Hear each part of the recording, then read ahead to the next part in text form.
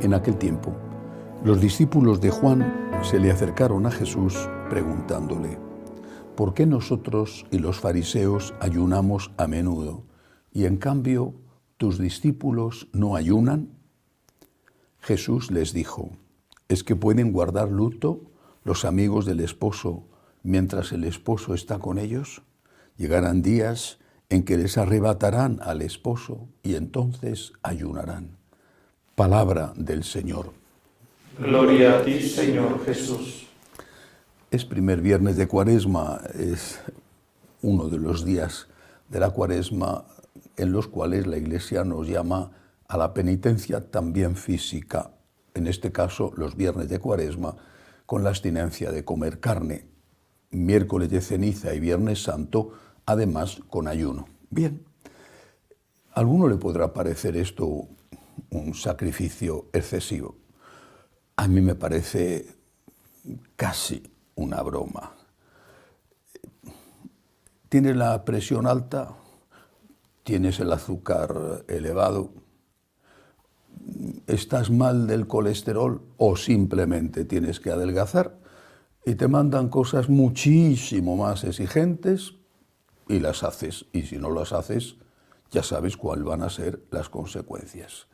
Así que quejarse o parecer que haces un gran qué por 2 días de ayuno al año, que tampoco son ayuno exclusivamente a pan y agua, y por estar 5 días más tomando pescado en lugar de carne, repito, me parece un símbolo más que otra cosa.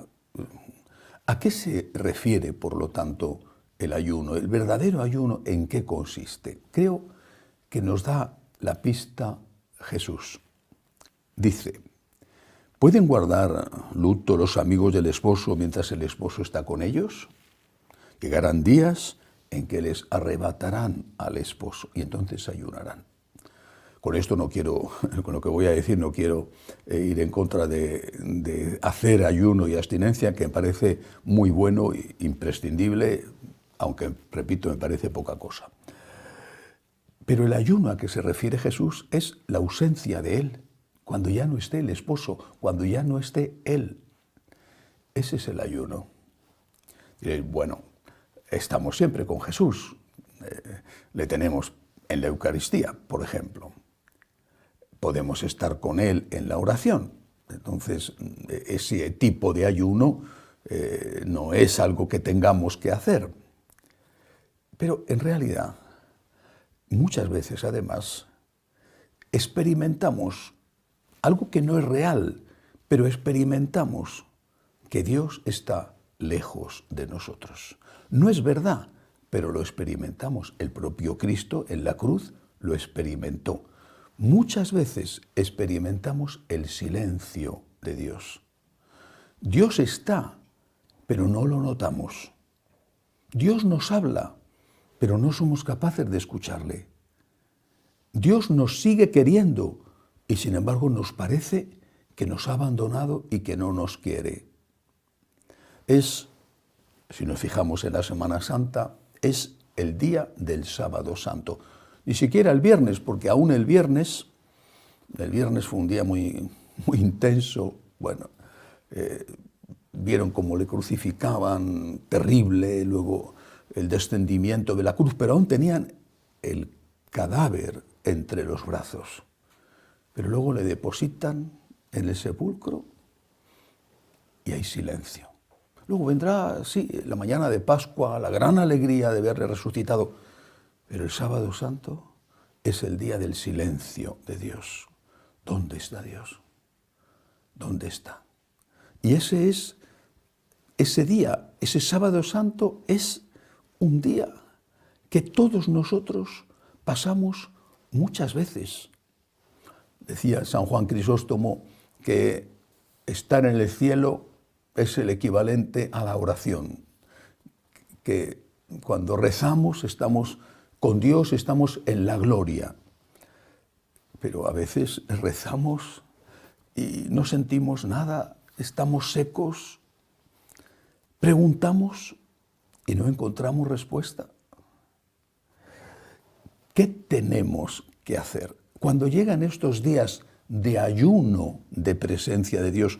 Seguimos creyendo que está en la Eucaristía, pero no encontramos respuestas a nuestras preguntas. No logramos entender el por qué el Señor permite esto o aquello. ¿Qué tenemos que hacer?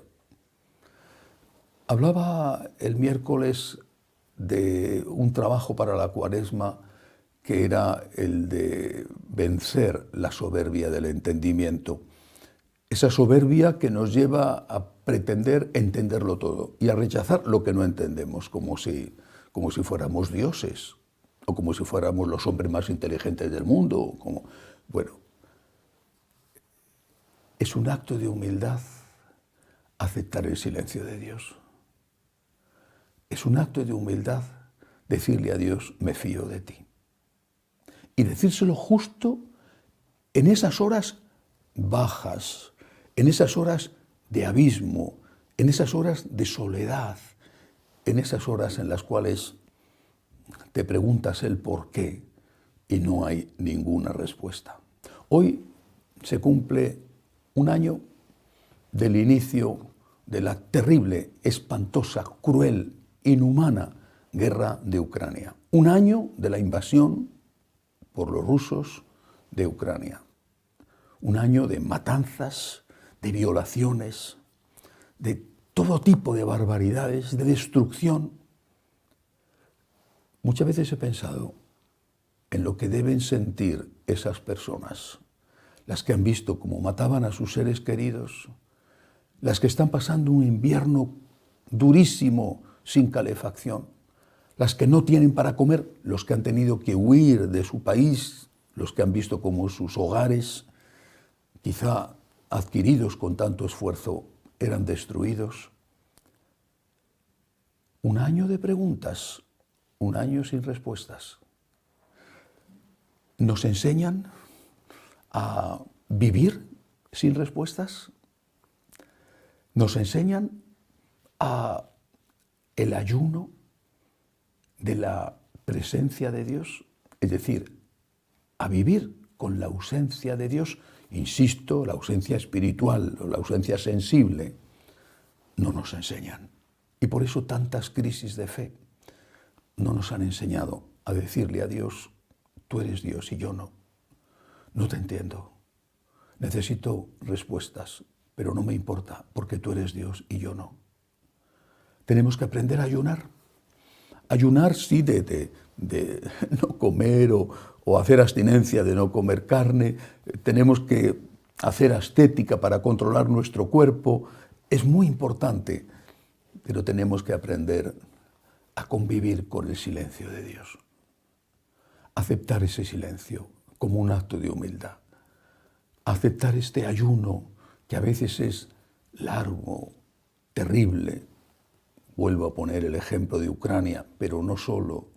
¿Cuántos años llevan sin respuesta los de Cuba y los de Venezuela y los de Nicaragua y tantos otros?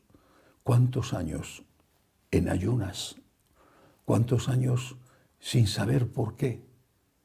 Pidámosle a Dios que nos dé la luz que necesitamos y cuando por su divina voluntad no tengamos esa luz, cuando estamos ayunando de la presencia del Esposo, cuando no le experimentamos y no le entendemos, pidámosle a Dios que nos dé la fuerza para ser humildes, la fuerza para decirle, Señor, en esta situación, en esta hora oscura, en este sábado santo en que no entiendo, en este momento, Señor, yo confío en ti. Y así sea.